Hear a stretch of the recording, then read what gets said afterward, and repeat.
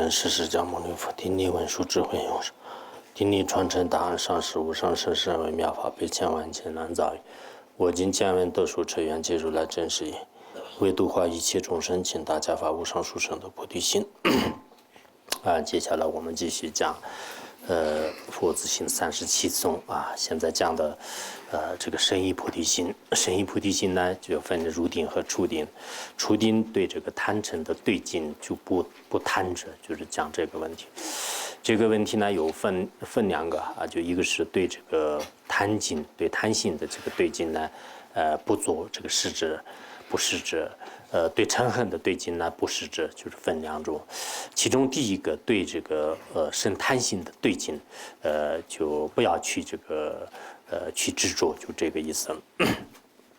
风雨月以对境是，视如夏季之彩虹，虽现美妙，然无实，端出贪之佛子行。那么就是不管是我们任何一个人就是遇到了这个很美好的这个对境自己的亲朋好友也好，或者是美妙的设法动听的声音，以及呢这个芬芳的这种香气等等等，就外境的各种各样，就是让人赏心悦目升起快乐欢喜。这样的一个对境呢，就是在这个浮现在你的眼前的时候呢，我们就是怎么样对待。但一般凡夫人呢，就看见就是美色或者听到一些妙音，以及呢，就是外境的各种这种就是可爱的这种仙境呢，就是显现在你的面前的时候呢，就控制不住就是受着这个诱惑，最后呢，就是自己也是被这个外境就是控制就是随着这个外境而转，这就是我们这个凡夫人的普遍现象。但在那个时候呢，就具有上师巧觉，具有这个殊胜大乘教研的这些人的话呢，他可以转为道用就虽然就是现在这些现象呢，非常的这个美就是这些外境呢，不管是这个就是这个人也好，事物也好，就这些呢，就是很美的。但是这种美呢，就是并不是实有的。就像我们夏天呢，就是看见这个彩虹就是因缘聚合的时候呢，就是这个山上的彩虹呢，应该说是五颜六色、五彩缤纷就是显得非常的这个绚丽多彩，就相当好看。在那个时候呢，你就是特别的去探着有没有这个用处呢？没有用处。当我们小孩的时候呢，可能很多人都有过这种童年吧，就是每次在山上就是看见特别好看的彩虹的时候呢，特别羡慕，就是有时候像这样的这个五颜六色的这个线呢，就有时候认为这是一条线，就是这些线全部如果我有的话呢，我可以做很多这个一些其他的这个事情就是当，就是包括我自己在内的时候也寻过彩虹，就是但长大以后呢，就是觉得是非常可笑的这个事情。所以我们一般凡夫人呢，就是遇到这个对境的时候呢，很多人都觉得这是这个特别的美妙好看，但是呢，你应该要这个知道，就是虽然显得就是特别的这个漂亮，就是很好看，但是呢，你应该就是从它的这个里里外外的这个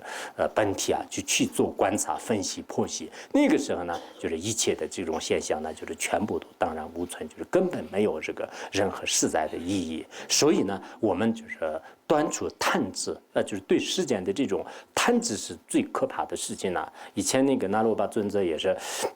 德罗巴尊者对那罗巴的教言当中也是说了，就是说是这个显现呢，就是不一定把你束缚的，但是呢，就执着呢，就是真的是把你这个束缚的。所以，我们在这个世间当中最可怕的就是这个贪执。如果没有这个舍弃贪执的话呢，那真的就是这个在轮回当中也是没办法这个就解脱。所以世间当中的万事万物的法呢，就是全部都是这个幻化式的这个幻化像那样的对待。就是那个时候呢，你对这个诸法的这种空性诸法的这种这个体性呢，就是有一定的体悟。就佛陀在《三摩地王经》里面也说了，说是幻思所幻色，相貌彻种种，显现皆无有，诸法如是观。我们这个有些幻化师就是在外面就是画出来一些就是大象骏马以及这个各种各样的这个景象，正在这个幻化的这个显现的时候呢，其实它的本体呢就是意识是空的。应该通过这种比喻呢，我们应该了知，就是一切这个万事万物的法呢，就全部的本体都是这个空性的。如果你知道这个道理之后呢，对这个世间的所有的这些有漏的这个美好的现象呢，不会去这个贪执的。如果去贪执呢，真的是这个疏忽于轮回当中。以前大家都学过这个《世尊光传》，就是这个佛陀就是因地的时候呢，就是当过这个僧伽罗，就是僧伽罗王子吧，就是在那个时候呢，就他带着这个500个商人到这个大海里去报，就是结果呢，就是遇到这个灾难，就是在这个罗刹国呢，就是已经这个就是被很多的这个罗刹美女呢，就带下来了。就是在这个时候呢，就是当时这个很多美女的是叫他们不要去南方。后来那个僧伽罗王子就觉得是有点奇怪，就是有一天他的妻子睡着了以后呢，他去到南方去看了一下，南方呢就是有铁室里面有很多人关在这个铁狱当中。当时他们都说是你们已经搞错了，在这里不应该这样安居乐业。其实这里的美女的这个国家呢，全是罗刹女国家。以后呢，你们的孩子和你们都会被吃掉的。没有吃掉的呢，就暂时关在这里，慢慢全部会吃掉的。但是这个王子说是那有没有办法，就是让我们这个解脱呢？唯一的解脱呢，就是只有这个观音菩萨的这个化现有一个骏马，就是叫做是那个云行的骏马，就是有些论点里面说是马哈巴拉那么这个骏马呢，就是在这个每月15号的时候呢，就是他这个前往南瞻部洲。那个时候，你如果商人全部都是骑在那个上面，对自己的这个妻子儿女不生贪欲的话，那就是有解脱的机会。除此之外呢，就是没办法。他回来过后呢，跟很多这个商人啊，就告诉他们，就是然后在约定的时间当中，他们都这个骑着这个骏马，就是准备呢，就是前往南瞻部洲。那个时候，这个很多的这个商人啊，就是因为很多的这个他们的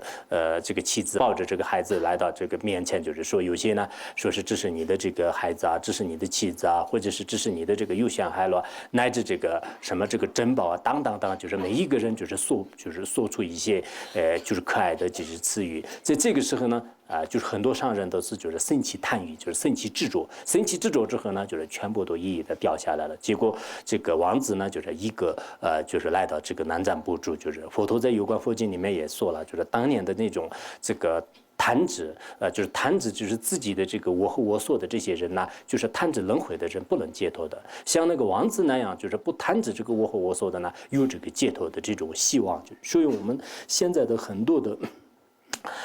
这个很多的这种外境呢，就是真的这个先前的时候呢，就是我刚才讲的一样，就是恐怕是控制不住的。尤其是我们现在有些这个年轻人呢，一方面就是遇到了一些就是自己所可爱的这个对境呢，就是一些这个美色的时候呢，就真的是就是控制不住，就凡夫人呢，最好是不要这个有这个外境先前，就是他的这个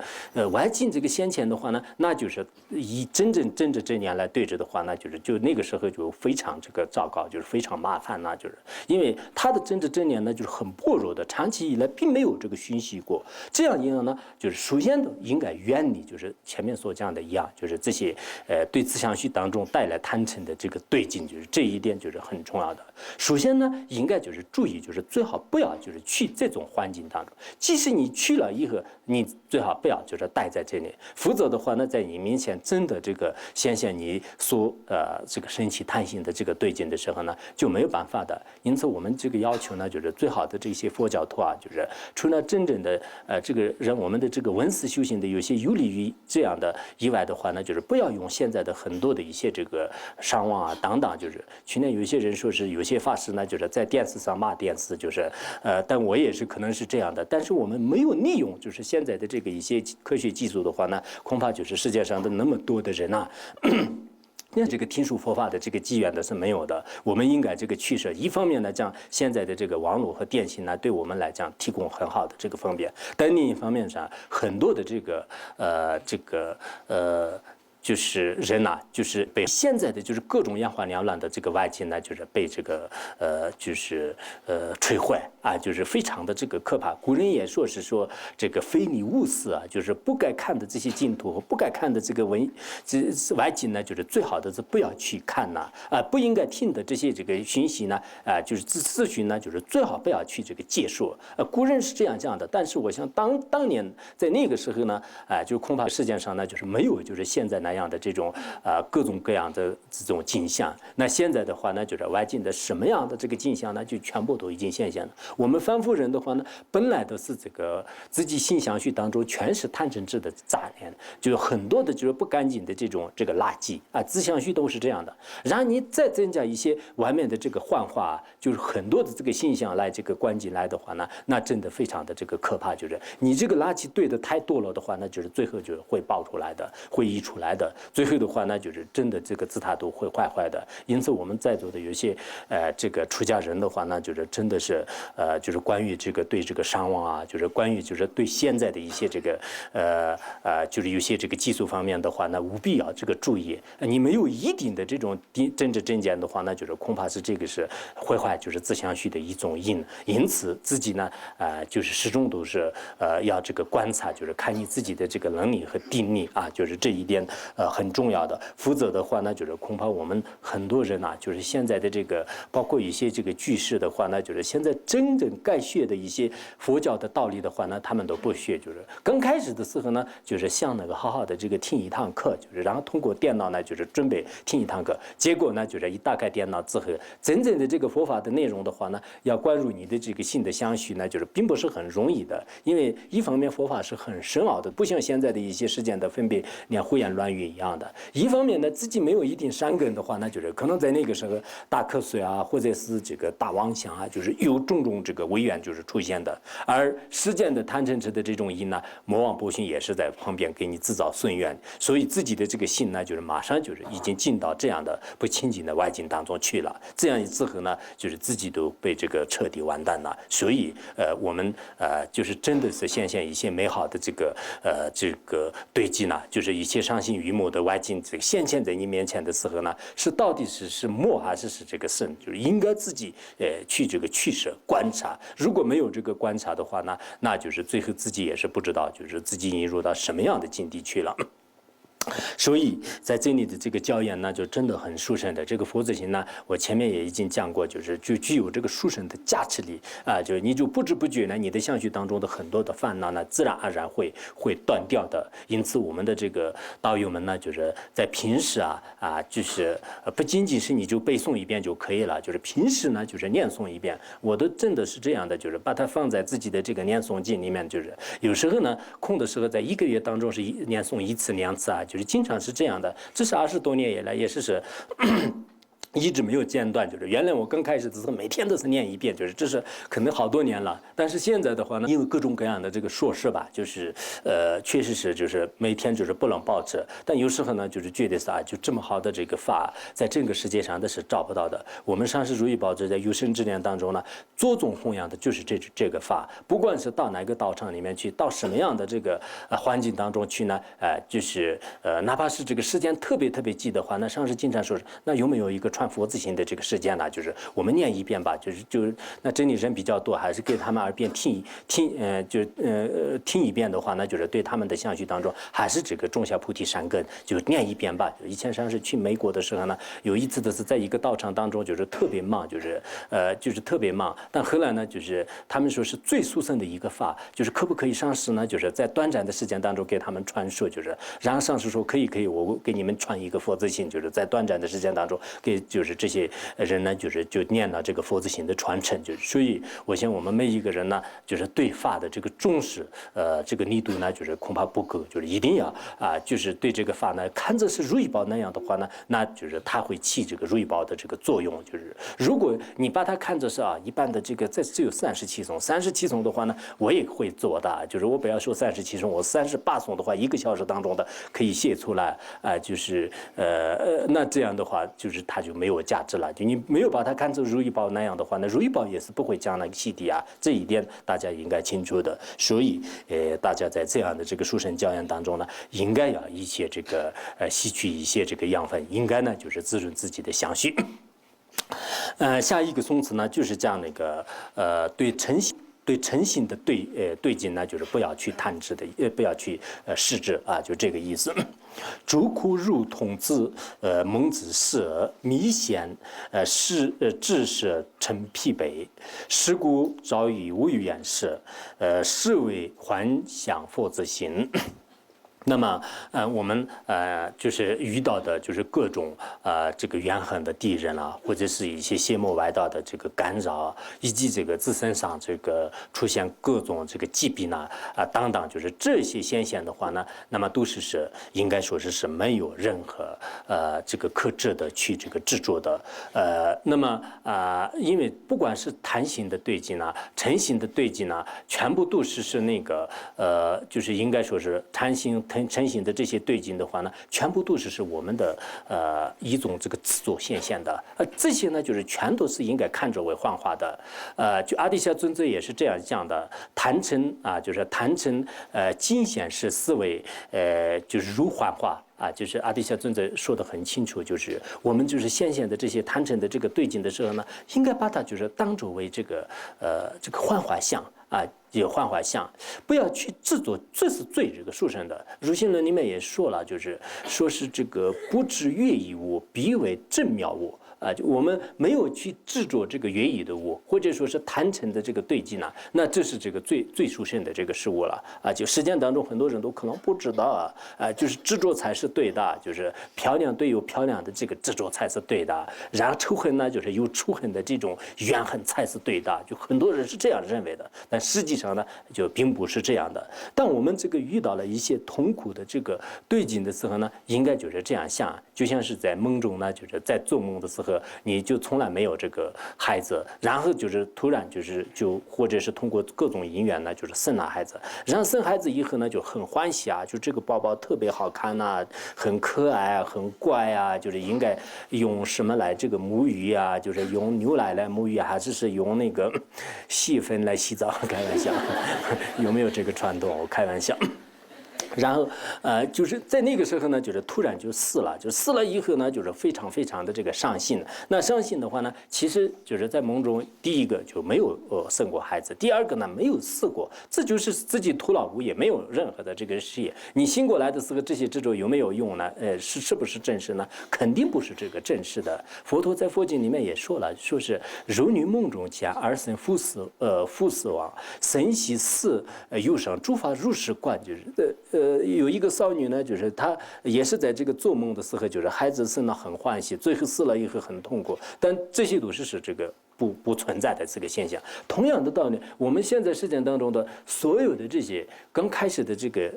见到了这个怨恨的敌人，然后怨恨的敌人呢进行对你攻击，对他生起残恨心，你们之间呢就是产生各种这个针锋相对的这种矛盾等等这类事的事情呢，全部都是这个幻化的，没有这个事有的真实的这个存在。所以呢，我们大家一定要知道，当你这个遭受到最可怕的、最不人性的这样的违怨，降到你的头上的时候呢，你一定要就是把它转为道用，就是你不要呢，就是把它视为是真实的。比如说今天我的这个父亲死了我非常的痛苦实践当中是我唯一的父亲我从此以后再也见不到他。他以前告诉过好儿子如何如何。然后我们实践人很多都是这样的。我那天在上海这个仁济医院里面看见有一个老太太死了她的丈夫，就是然后她一直在那儿哭诉，我就很奇怪的，我就很稀有的，就是在旁边听，让那个老太太呢一直说，我们那个仪器是已经就是生活了53年了，那我现在以后呢再也见不到他，我现在实在是不愿意放弃他等等。我心里面觉得是已经可以了，53年一起生活还不错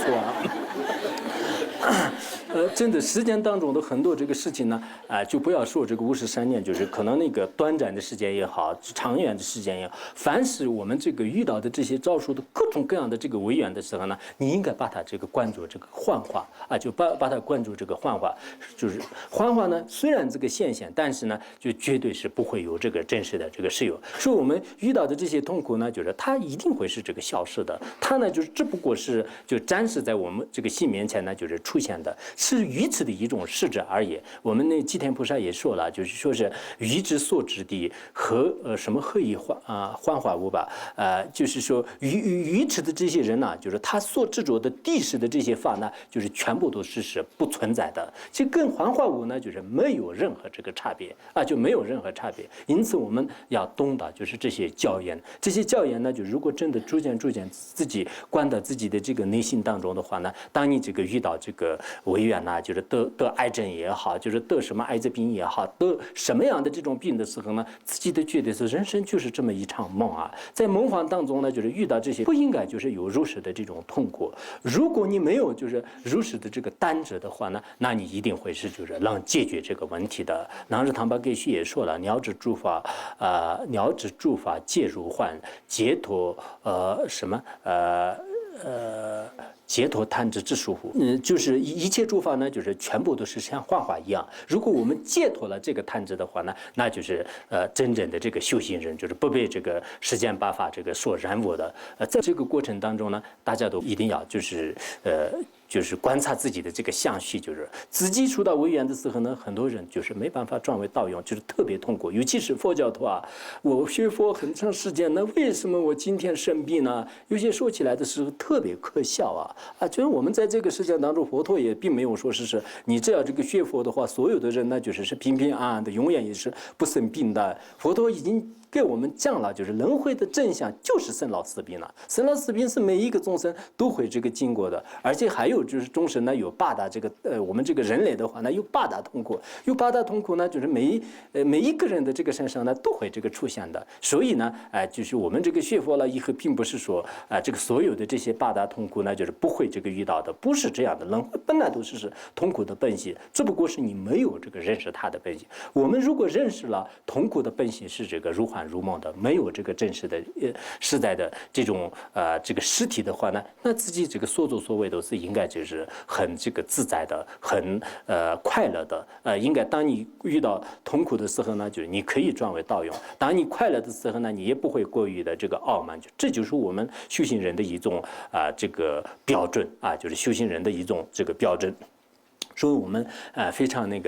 希望呢，就是大家在这个修行过程当中呢，就是遭受这个当自己遭受违缘的时候呢，应该会这个转为道用；当别人呢就是遭受违缘的时候呢，就是也应该就是观别名心，就不要呢就是在那个时候就是随喜别人受到这个痛苦真好啊，活该啊，就如何，那这样街上出缘呢，就是不是很好的。以前那个梁武帝呢，大家都知道是应该在这个历史上是非常这个著名的，就是据有些历史记载呢，他在一生当中已经造了484座寺院了寺院。但有一次他在这个在街上逛街的时候呢，就看见有个卖这个西瓜还是冬瓜不知道，说是这个卖瓜的人。这个卖瓜的人呢，就是他就正在卖瓜的时候呢，就是有一些路人就是准备买，但是有一个人呢，就是他想买，但是他怎么样也是不给他买，就是然后另一个人呢，就是不管怎么样，就是他这个卖瓜的人看见他就表情很好的，就即使他不给多钱，也是给他买，就是后来就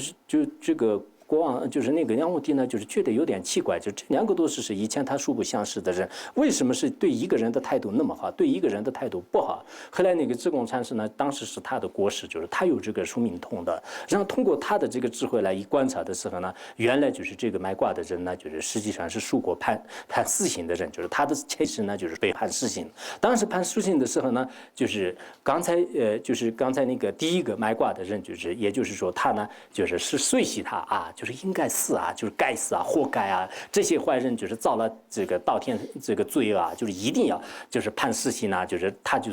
旁边就是随喜赞叹啊，就是一直这样的。然而呢，就是还有一个人的话呢，就是当时看见他判死刑的时候呢，他就特别的生悲悯心啊，不应该杀害他，多可怜啊，痛苦啊，真是不应该就是如何的。他在那边一直就是特别伤心，就是结果这3个人呢，就是这一辈子呢也各种因缘就是寄居在一起。所以卖瓜的人呢，虽然他不认识，但是呢，因为以前他赞叹过自己这个该杀，就是所以呢这一辈子当中就不愿意说我们有些人呢，就是看见有些人不知道莫名其妙的，就看不惯的，凡是他吃饭也好，说话也好，走路也好，什么事情都是看不惯。这个人是真是很坏。为什么他是很坏的话呢？因为他走路，因为他是吃饭，因为这个人是真讨厌呢，就好像就不愿意。但这个可能是真的前世这个有缘，前世有一些不同的这个因缘呢，所以呢。我们就是自己这个遇到违缘的时候呢，我们想啊，就是应该就是最好这个违缘呢，就是不要成为这个修行的障碍啊，就这一点很重要。很多出家人和在家人呢，就是平平安安的时候，这顺顺利利的时候呢，就是修行很成功的。人稍微遇到一些挫折和一些这个困难的时候呢，就马上这个违缘不能转为道用，就开始放弃了，就这是很可惜的。让看见别人这个受到违缘的时候呢，也尽量去这个宽宏大量去帮助他，这就是很好的。一个人呢，遇到违缘的时候，就是帮助他呢，他一辈子都是不会忘的。平时呢，给他这个100斤黄金呢，就是他不在乎的，就是很傲慢的。但是当他真的这个苦苦滴滴的时候呢，帮助给他就是一个苹果的话，那就是他就永远也是不会忘的啊。这个人是真是好人啊，就是我最艰难的时候呢，他给过我这个一个苹果，我以后呢一定要给他报恩。好，下一个颂词，下面就是讲那个菩萨学的学处啊，就是讲那个就是学处，就学处的话呢，就是讲这个分5个方面讲六波罗蜜多，还有这个佛经里面所讲的这个4法，断除烦恼智力，具足真知真量，利益他综合回向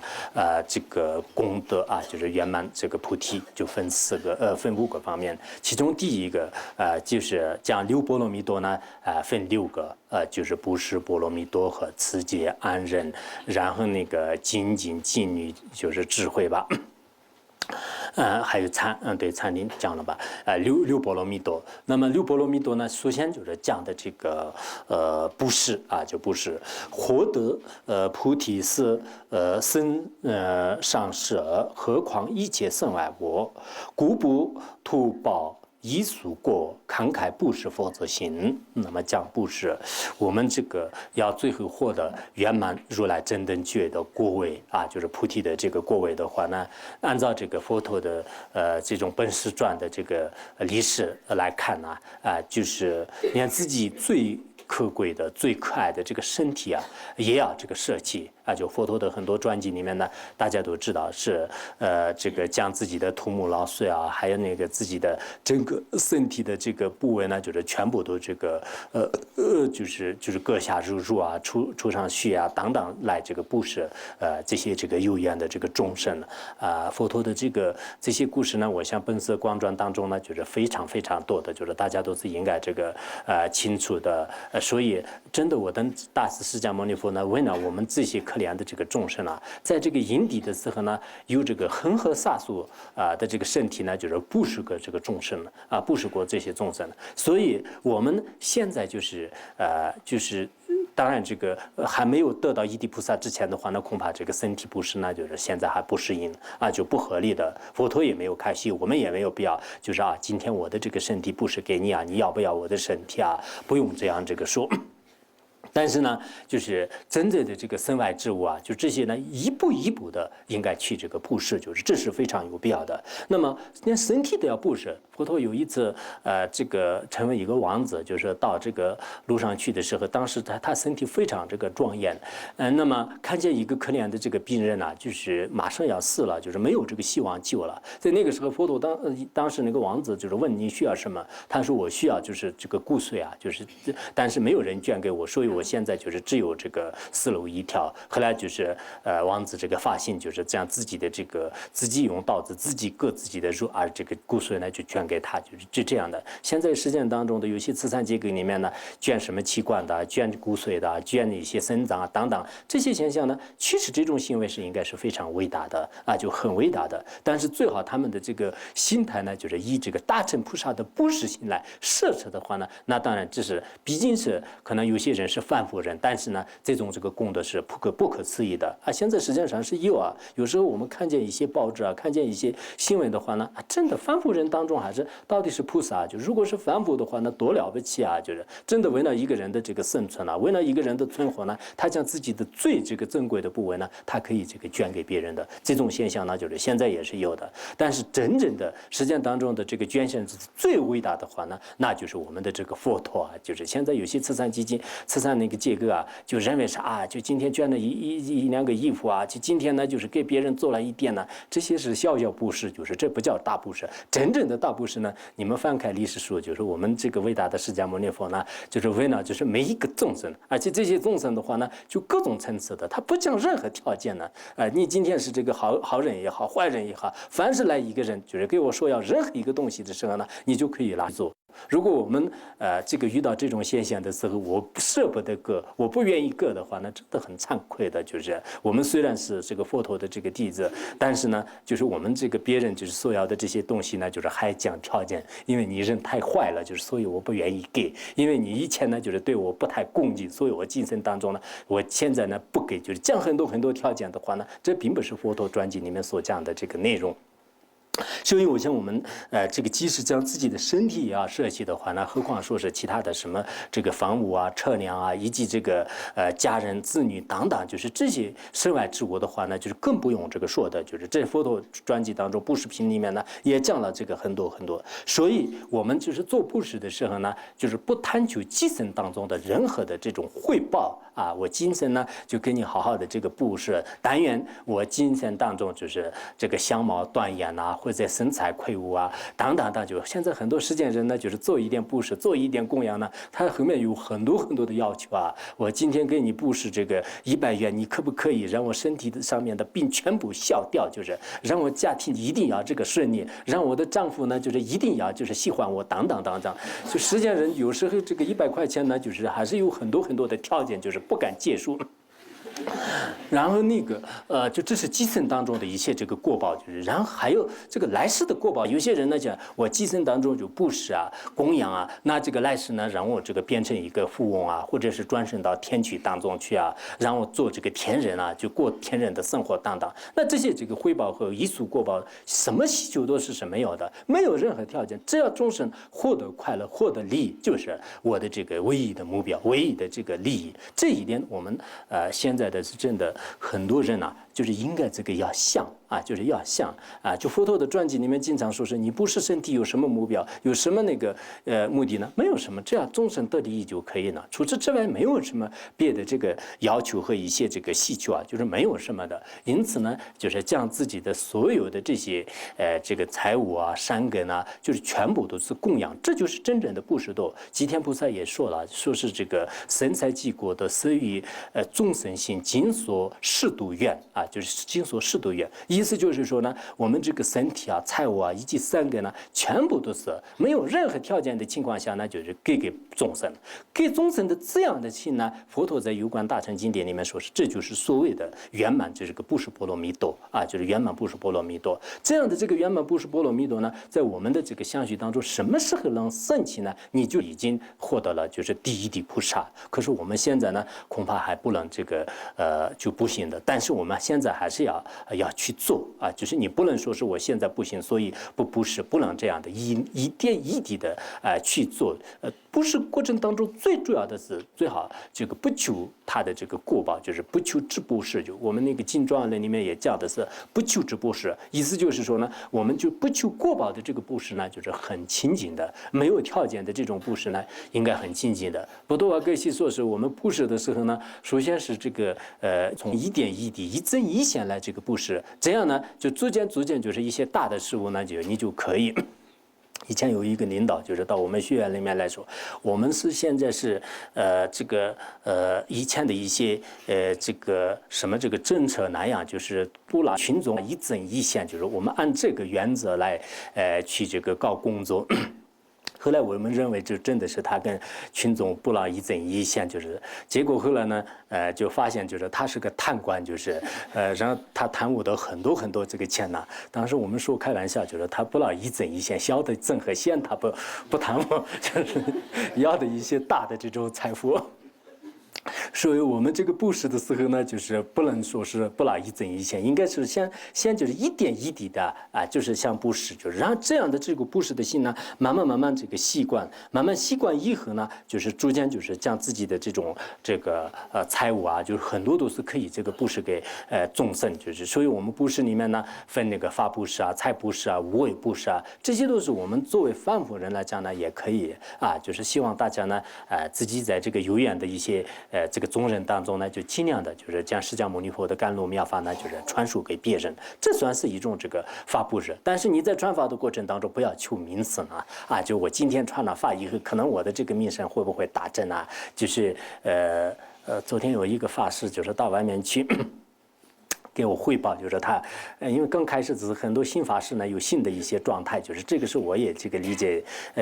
然后他给我汇报的过程当中呢，说是我在那个地方呢还是比较偏僻的地方，我就传了什么这个大圆满前行啊、入中轮啊，如何，然后当地的人对我也是非常恭敬的，大家都知道是我的名字，我想知道你名字有什么用呢？就是我们这个求这样的这个法布施啊，就是得这种名声呢，也没有必要的，就是真的没有任何人。然后你为了这个我们这个布施还有这个财布施，财布施的话呢，大家也是以根据自己的这个情况啊，就尽量的遇到一些可怜的这个人的时候呢，就是要做财布施啊，就是最重要的就是这个无畏布施啊，就无畏布施呢，我想我们这个很多的这个众生啊，就是在遭受这个痛苦的时候呢，看这个一些通过防身啊、护身啊，就是等等种种办法来就是保护他们。那这样的话，我想一个佛教徒啊，在一年当中，其实每一个人都可以做3种布施啊，就法布施、财布施、无畏布施呢。每一个这个人呢，不过是自己的这种财力和根据自己的这个能力可能不相同的，但是呢都可以做的。应该就是我们要信六度万行，要这个信持六波罗蜜多的话呢，这就是信菩提心的一个戒律，就是大家都应该可以这个信持尽心尽力的，就是做布施。下面我们讲那个就是第二个，就是持戒波罗蜜多啊，无戒自利，上不成，欲成他利，诚可晓。故于三有无系求乎疏乎境界佛之心。那么，如果我们这个约束自相续的这种戒律就是戒律没有的话呢，你看那个自利的自己也是没办法，就是去往这个善去，就是戒律的这个根本没有的话呢，自己这个解脱或者是去入这个善去的条件都是不具足的。那你要像这个帮助天下无边的一些众生，让他们获得解脱的话呢，那就是真是非常可笑的事情了。自己关在监狱当中，自己的是还没有解脱出来，然后你要想帮助别人的话呢，那这是非常可笑的事情了，就绝对就是不能就是做到的。所以这个佛陀在般若摄颂里面也说了，破戒自利，尚不能，其有成办利他利，就是破戒的人呢，就是连自利的不能这个成立的话呢，那就是成办就是利他，怎么会是有力量呢？就是绝对是不可能有的。所以我们就是在这里的这个戒律呢，主要是菩萨戒吧，就是那一般来讲呢，我们这个小乘的话呢，就是别解脱戒，别解脱戒的这个基础没有的话呢，那这个出离心没办法产生的，出离心没有的话呢，那就是在轮回当中没办法解脱的。所以在轮回当中要得到解脱的话呢，你必须要有这个具有清净的这个戒律就清净的戒律，在佛陀在这个佛经当中也讲了，说是这个我去涅槃后皆为入道色，就我去了这个涅槃以后的话呢，所谓的这个戒律呢，就是成为你的这个道士，就是佛在世是以过为事，然后佛涅槃以后呢，就以戒为事，就是大家应该清楚，就是戒律呢，就是在我们这个修习当中呢，就是非常的这个重要。如果戒律没有的话呢，那么真正的这种利益他宗啊，就这也是不可能的。有些出家人的话呢，就是他这个阶梯已经毁坏，就是然后就是帮助众生、利益众生的话呢，这也是非常这个可笑的事情，就是根本就是承办不了的事情。但是现在呢，真的是我们这个末法时代的时候啊，就是很多这个出家人呢，就受持这个戒律的因缘条件呢，就是越来越稀少，然后这个损坏或者是毁坏戒体的为缘呢，就是越来越这个增多。而且前一段时间我跟一个法师呢，就是也是这个交谈，就是交谈过程当中呢，就是也说了，就真的现在末法时代的时候，尤其是这几年以来，就是科学越来越发达，很多出家人呢根本不愿意待在这个寺院当中，而且呢还有这个有些出家人就是顺便就是自己这个上网啊，自己呢就是在这个做各种各样一些这个非法的事情。这样的话呢，出家人就是现在受持清净戒律的这种因缘条件是越来越这个稀少。就是据说现在藏地一个寺院就是以前是大概有200多个这个出家人，那么将近10多年以来呢，就是不但没有发展，现在呢就是可能有就是一百来个人了啊，就100来个人了。各个地方我们这个藏地的这个一些这个出家人呢，还俗女是越来越高的，就是但这个呢可能有各种各样的这个原因呢，就是很多的这个原因呢，就是外面的这个诱惑性就是现在是越来越多了啊，就是很多的这个什么现在的这个电视啊还有那个手机啊什么那个电影啊，各种就是眼花缭乱的这种事情呢，就呈现在就是很多凡夫出家人面前。那这样的话呢，数字的这种条件呢就没有了。以前的一些真的那个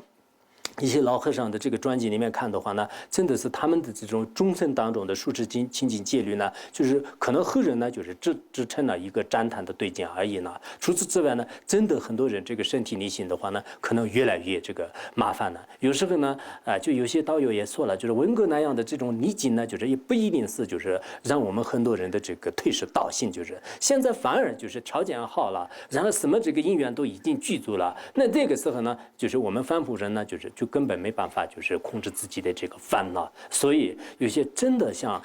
这个出家的话呢，就是首先的是应该自己呢，就是要保护自己，一定要有一种这个防护的这种措施，否则的话呢，你的这个众生呢变成一个很清净的这个出家人的话呢，现在是这个越来越难了啊，就真的是不是很这个容易的，因为外面的这个很多的这种条件呢，很多的这种诱惑性呢，就是一天比一天多，然后我们这个凡夫人的这个定力呢，就是一天比一天差。现在很多寺院里面文思修行的这种传统呢，几乎都是没有的。那没有的话，那很多凡夫人，你光是受了一个戒有什么用呢？就是受完戒以后呢，就是马上这个破完了。所以现在这是真是那个就是真正的这个佛陀所讲的这个戒律呢，就本来是我们这个解脱当中啊，就是不管是驱入三趣也好，驱入这个解脱的话呢，非常重要。就是《百解脱经》里面也是讲了，说是这个戒为驱三趣，独和智桥梁。就是所谓的这个戒律的话呢，就是你驱入这个人天福报的话呢，那就是这个根本。就是龙母菩萨也是在《清净书》里面说了，说是这个戒入东经之大地，一切功德之根本，就讲得非常清楚。就是戒呢，就像是大地一样，有了大地，就是大地上面万物可以生长的。那么戒呢，就是一切的这种功德的这个根本。当然，这个戒呢，就是从小乘的这个别解脱戒就是从这个居士戒到这个比丘比丘尼，然后从菩萨戒一直到密乘戒，就是戒有不同的这个层次。但是呢，在这里面就是所讲的呢，主要讲的菩萨戒。但我们的这个不管是菩萨戒还是别解脱戒呢，这个戒律都是这个修行的这个最主要的根本。如果这个毁坏戒律，然后戒律不重视，到了一定的时候呢，那佛陀的这个教法呢，逐渐也是会这个隐没的。因此呢，真正你要想成为一个弘法利生者，或者呢，就自己成为一个真正的修行人的话呢，那其他的这个文思修行的功德都没有的不要紧，只有一个清净的戒律的话呢，这就是我们实践当中是最这个难能可贵的。占戒论里面也说了，其他文思修行什么功德都是没有不要紧的，你唯有一个清净戒律的话呢，那么你的这个去向呢，除了解脱以外别无他处就讲得非常清楚。所以我们也非常的这个赞叹以前的这个前辈的这些高僧大德们造出各种各样的这个违愿当中，已经就是获得就是获得这种阶梯清净，就是20个弘法利生。但现在呢，末法时代的时候的很多的年轻的这个圣人的话呢，真的可能要反复这个观察自己的这个相续，否则的话呢，真的是这个就尤其是我刚才就是所讲的一样的，就是现在的这个媒体的这种泛滥啊，就是外面的各种各样的这种垃圾这个知识啊，就全部都是就是融入我们的这个新的相续，我们的这个思想的这种这个染污啊，心理的这种染污啊，很多很多的这个事物的话呢，就是将我们的整个这个智慧悲喜呢，全部都已经这个丧失了，可以说是这个万物丧志啊，就是因为我们这个万的物质太多了的话呢，就是最后的话丧失自己的意志，很多人的是已经。就是疯狂办的，就现在可能很多人都知道，就是在外面的这个很多这个学生他们就是不愿意读书啊，整天的是只是到这个什么网吧里面去，就是打电子游戏啊。有些听说打电子游戏就是白天晚上不吃不喝的，一直这样的，就是最后年岁都是变成这个黑黑的，然后吃饭的时候都是把方便面的屁屁的吃下去了，就是他还不知道啊，就已经这个发疯了一样的这种状态，就是包括有些这个年轻人的话呢，也到了这样的这个状态的时候呢，真的已经丧失自己的意志。我刚才所讲的一样，本来我们分别年呢，就是让我们就变成了一个疯狂者了，就是然后再加上一个外面的这种食物就吸进来以后呢。又变成第2个疯狂者，就是，所以我们得了2种病的这个疯狂者啊，就是特别可怕。那这样的这个人呢，什么时候有醒觉的机会啊？真的非常困难。尤其这个出家人，如果自己真的想当一个出家人的话呢，很多事情呢，就是应该自己这个清净啊，就不要呢，就是随着这个外境转。你发了这个誓言以后呢，尽量的不要这个违约。那天我们在那个办公室里面，就是说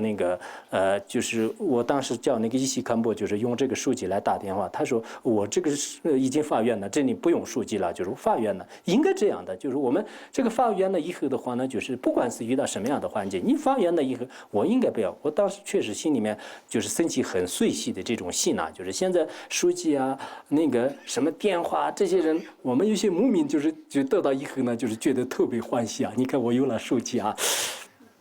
多好看呐，多好看呐！那这是以前没有什么见识、孤陋寡闻的人呢，只有了这样的，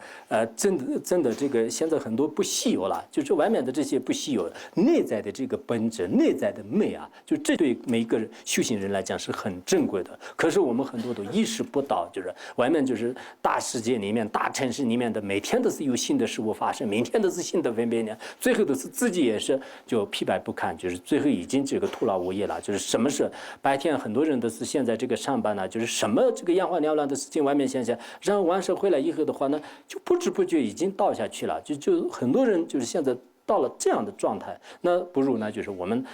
就是做一个比较清净的这个人啊。就我遇到上海一个居士，就是他从来都是不拿书记，就是他说是这些都是没有用的，就是很累的，就是对修行人来讲是不应该。我从来都是不喜欢用这些的，所以我说大城市里面你这样的一个大学生有点厉害哦，就你现在还是很多人都是根本没有这个自己控制的能力啊，就是书记一个书记不行，就是2个、3个、4个，然后呢就是还要就是天天都是就是各种各样的一些这个分别念玩游戏，就是没有用的。应该我们自己呢，就是自己把这个自己的心就是放在这个比较亲近一点的位置，就这样可能才有意义的。所以他这里呢。戒律啊，就是对这个三有呢，就是不要有这个贪执。对这个三有的这个贪执的话呢，就是这个语有、色有、无色有，就也就是说这个三者。对这个三界当中的这个所有的这个贪执没有的这样的这个戒律呢，就是才算是我们大乘这个菩萨戒当中呢，就是最这个清净的。如果你有了贪执的话呢，那就是这个戒律呢不清净。如中论里面也说了，若彼境界至于我，则彼是了不清净啊，就是如果你执着是我是这个清净的比丘啊，这250条一点都是没有染污过，我多了不起啊！那这样的话呢，就是你有了执着，你就是所谓的这个是了不清净啊，就是这个就破解者啊，就是破解者。大智度论里面也说了，说是这个瞎人破什么这个瞎人破解，中人作解，这个。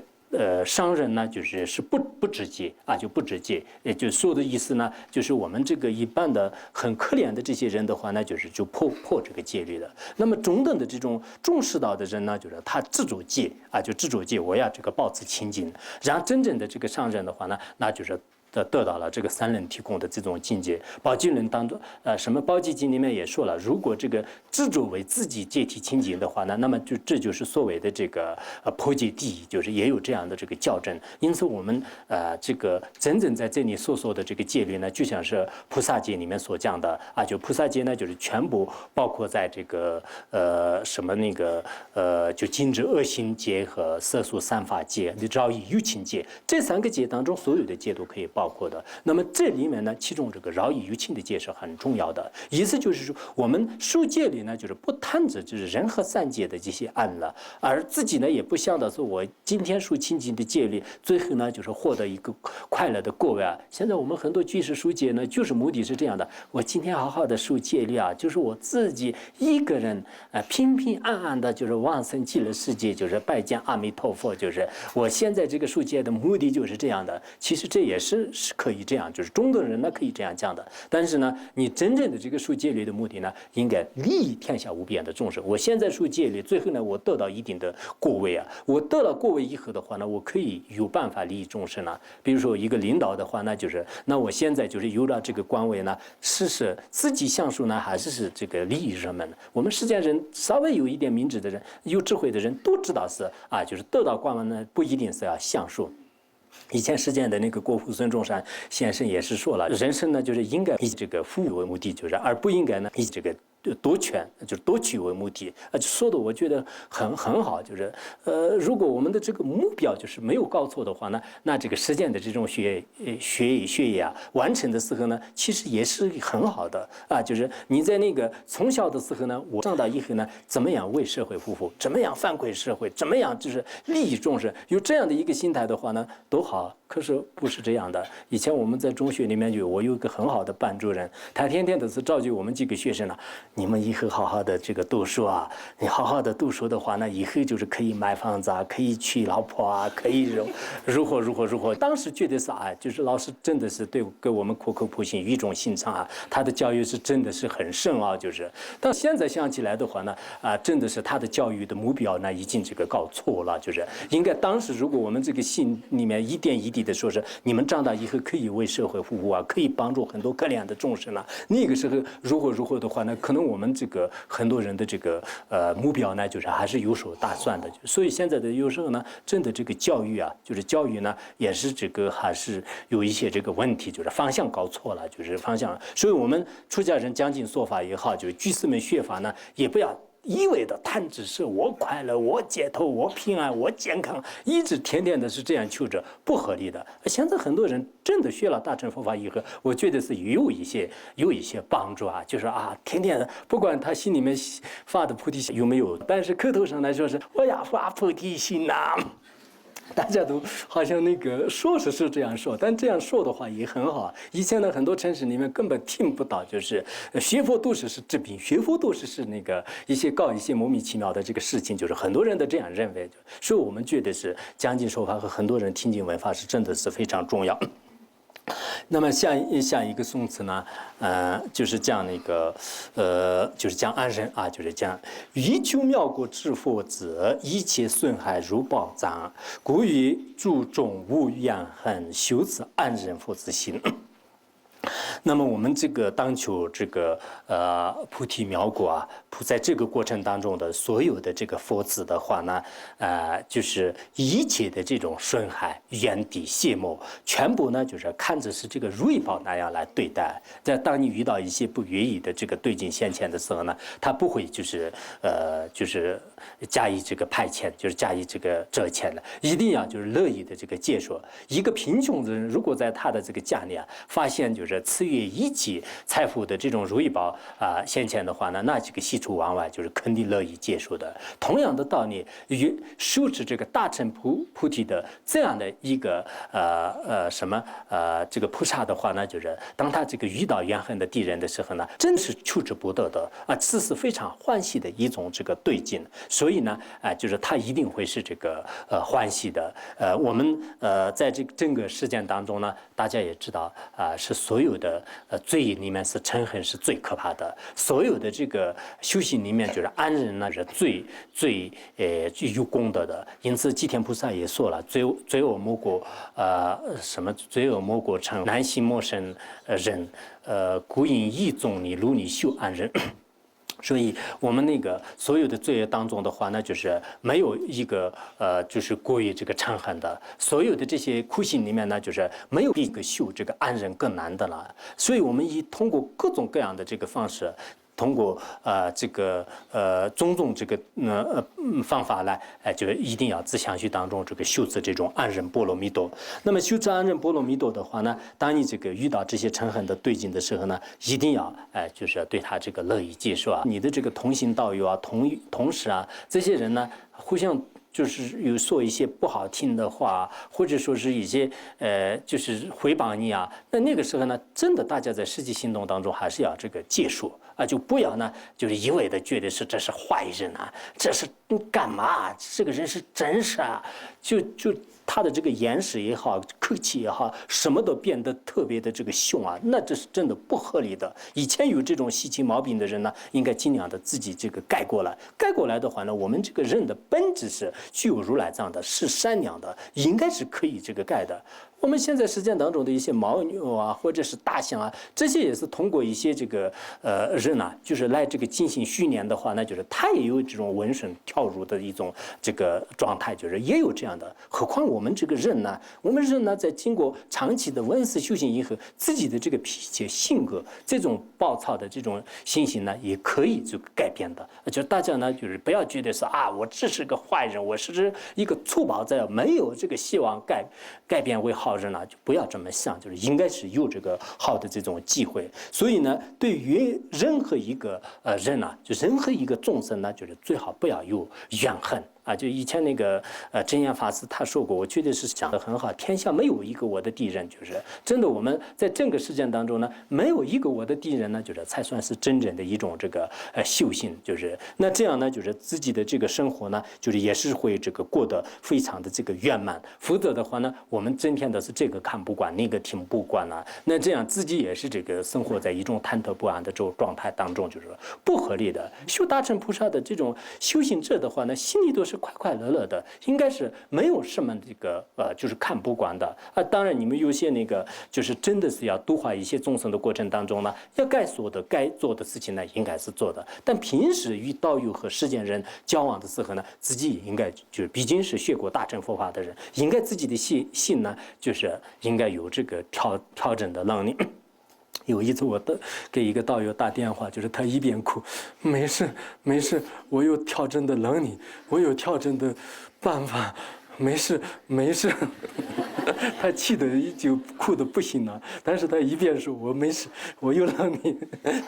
他说的也是对，我们那个学过大乘佛法的人呢，应该说是有这个控制的能力，有调整的这个办法。但有时候呢，这真的说起来的时候就是比较这个简单，就是真正这个违缘就是遇到你的面前的时候呢，就是忍不住的。有时候看起一些以前的那个，我以前讲过那个白云禅师就是日本的那个他的这种这个公案的话呢，真的很就是让人这个水洗的就是当时他有一个女的，就是跟其他的一个男人发生关系，然后生了一个孩子，然后之后呢，就是他害怕就是信佛的这个父母呢，就是牵着他。然后说是这个白云禅师的，结果他的父母呢就是特别的不满，就是将孩子拉到白云禅师那里，就是说是你这个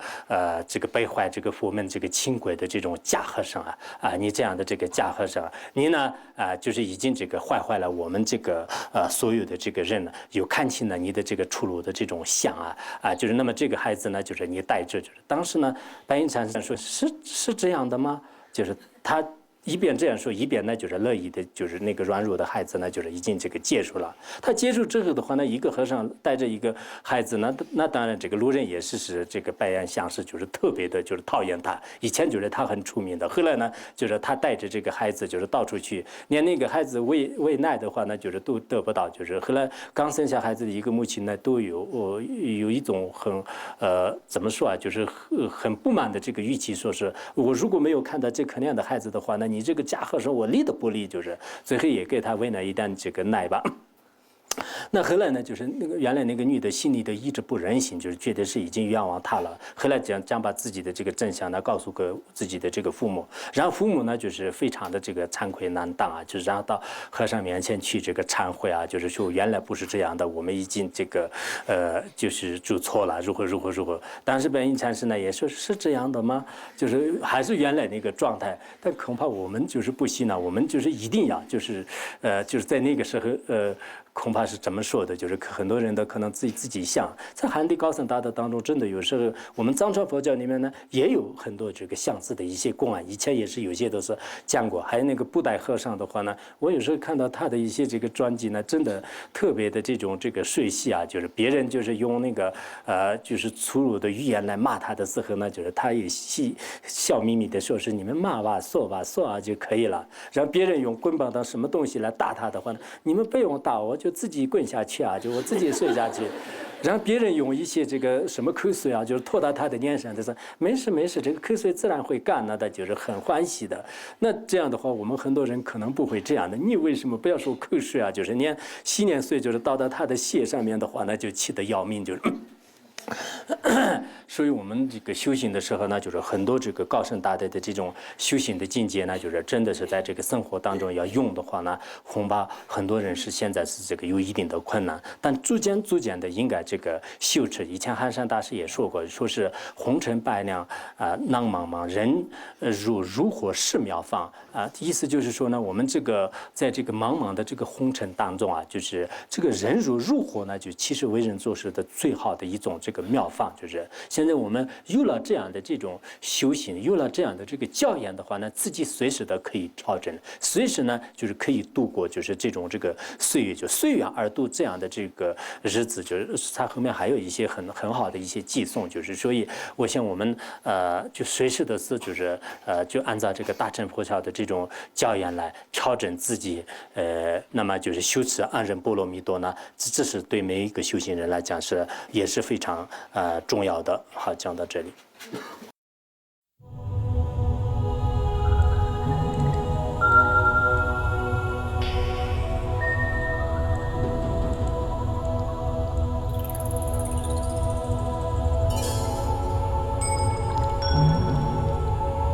Sonam dei tamse bhaganya tonani de jana pasi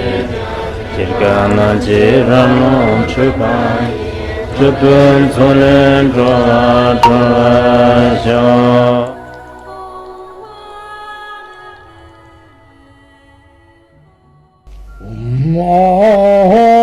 Banzarangara Badna Asadardha Banzarangara Badna Asadardha Banzarangara Badna Asadardha